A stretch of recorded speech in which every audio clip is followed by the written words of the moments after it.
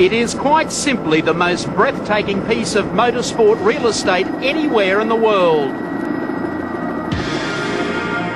The rich heritage of Mount Panorama Bathurst dates back to 1938, when Englishman Peter Whitehead won the Australian Grand Prix on the dusty and rutty mountain road known then as Bald Hills. 28 years ago, Bathurst became home to what is now known as Australia's Great Race. Initially a 500-mile endurance contest for showroom production cars, it changed in 1974 to a 1,000k metric marathon. During those early days, few of the Panorama pioneers were distracted by side issues such as circuit safety. However, between these cement corridors, the risks are great, and 4 drivers have paid the ultimate price. Legends live on at this famous address. Men like Bob Jane and Harry Firth, who won the first classic in '63, return each year to soak up the atmosphere and keep a watchful eye on their contemporaries, including Alan Moffat, Peter Brock, Freddie Gibson and Colin Bond. Then there are those who wait to write their own chapters of mountain history, the young guns who cannot believe the vice-like grip members of the old firm have had on this race and this place. For 363 days each year, this 6.2 kilometre scenic public road is open to two-way vehicular traffic. The 60k speed limit is strictly enforced, but with the arrival of the October holiday weekend, the pace picks up appreciably. The 7 Network welcomes viewers across the globe to Bathurst, New South Wales, for the 29th edition of Mountain Tradition, that is the Tooheys 1000. The world's greatest touring car race. Yes, hello everyone and welcome to Mount Panorama and the Great Race. Wherever you may be watching in Australia or overseas, we certainly hope you'll enjoy 7 Sports live and exclusive coverage of the Tooheys 1000. Well, we saw in our opening just some of the history that surrounds this great race. Yesterday, 24-year-old Victorian Mark Scaife stamped his name in the history books with a sizzling lap in the Tooheys Top 10 shootout. Behind the microphone and heading our commentary team for his 21st year of phenomenal effort is Mike Raymond. Mike, welcome. Thank you very much, and good morning to you, Sandy, and good morning to Richard Hay and Mark Osler. Well, guys, I think we have very, very hot conditions here today for a super race. Everyone believes that the Nissans are odds-on favourite. Do you see it that way? Well, yes, except that 1988, I think it was, they were odds-on favourites then. They lasted 17 minutes, both cars. Mark, we followed them in the Shell Australian Touring Car Championship. If you had to place a bet, Nissan 1-2? They're certainly the runaway favourites, yeah. If it was a horse race, you'd be putting money on it. But the whole key to this race is how hard the Sierras and Commodores can push that car. Yeah. Well, the action, of course, Sandy, started here just over half an hour ago with the morning warm-up and the traditional Scots School Bathurst band, the pipes and drums, piping the cars into pit lane for the first time. Tremendous atmosphere and a huge crowd here at Mount Panorama early this morning. We saw probably a record turnout yesterday for the Tooheys Top 10, and of course we have them streaming into the circuit at the moment.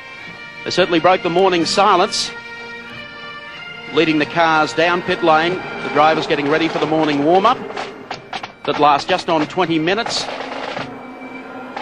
Drivers take the opportunity to go out, probably do 2 or 3 laps, come in, make sure the car is balanced, it's set, and they are ready to race. The real action, though, here at Mount Panorama began on Wednesday. The Tooheys Top 10 yesterday, of course, produced no surprises in Mark Scaife getting pole position. But really, it has been a week of drama. Wednesday's track time was a handy guide to what Team Nissan had in mind for the rest of the week. The 2 Gibson Motorsport GTRs came out firing with low 14-second laps, closely followed by Glenn Seaton's Peter Jackson Sierra and the GIO GTR of Sydney speedster Mark Gibbs.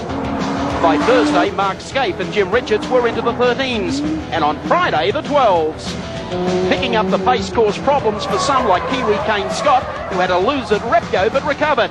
Not so on the exit to the cutting, where he got out of shape and clattered the concrete, giving the tape crew work they didn't really need. Despite a couple of mild spins and a little body contact, the qualifying sessions were remarkably free of the usual crash and carnage. Yesterday's top 10 shootout brought together 4 Sierras, 3 Nissans and the Commodore trio of Percy Perkins and Perfect Peter. First out was Tasmanian David Parsons in the Peter Jackson Sierra. Smooth run for 2:17.581. Then it was time for Win Percy to launch the V8 attack. He gave it his best shot, but the time of 2:17.7 was slower than his Friday best. Dick Johnson went quicker in the 17 Shell Sierra, shaving almost half a second off his best for the week. But then it was time for Brock to deliver some mountain magic, and he didn't disappoint a soul. Really gassing it up now as he comes out of the turn and heads up to BP. There's Brock at work. A picture of total concentration. Brock at 10/10 around Mount Panorama, a circuit he dearly loves, and a circuit he does particularly well at. Boy, he's putting the boot in. Yeah, he's chasing the thing all the way up to the rev limiter in each gear, and he braked very, very late at the end of Mountain Straight. Look at the car leap over there. It's set up reasonably soft. The front left wheel was about 18 inches off the deck, I think, through Reed Park. And listen to that crowd. Look at the rear wheel. It was off the deck over the top of McPhillamy. Oh, listen to the crowd. They're loving this.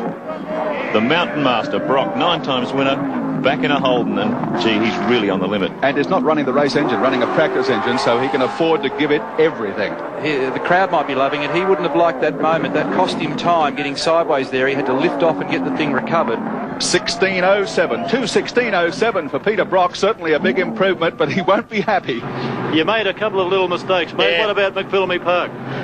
Yeah, what happened is I had the brakes adjusted for a full tank of petrol, and foolishly as I touched the brake, I went in and oversteered. And the same thing over here. I thought, oh, Brock, what are you doing?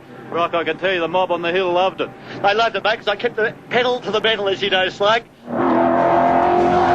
Teammate Larry Perkins followed in the number 11 Mobil machine and cut a solid lap of 2:17.01.